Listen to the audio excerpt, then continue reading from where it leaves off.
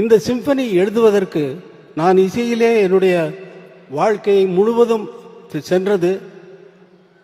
என்னுடைய குழந்தைகளுக்காக நான் நேரம் செலவழிக்கவில்லை.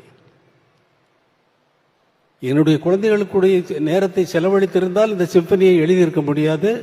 இதே போல நீங்கள் விரும்பி கேட்கின்ற அத்தனை பாடல்களையும் நான் கம்போஸ் செய்திருக்க முடியாது. அதனால் இங்கே நான் நன்றி தெரிவிக்க வேண்டியது முதலாவதாக என்னுடைய குழந்தைகளுக்கு. என்னை பொறுத்து கொண்டு கார்த்திக் ராஜா, யுவன் எங்க யுவன் போயிட்டானா?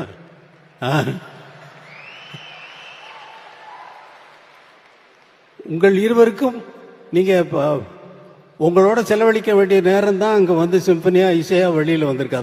அதை நினைச்சு நீங்க சந்தோஷப்படலாம். உங்களோட எங்கள் டாடி நீங்கள் எங்களுக்காக நேரம் செலவிடலைன்னு சொல்லி நீங்கள் இனிமேல் கம்ப்ளைண்ட் பண்ண போகிறதில்ல.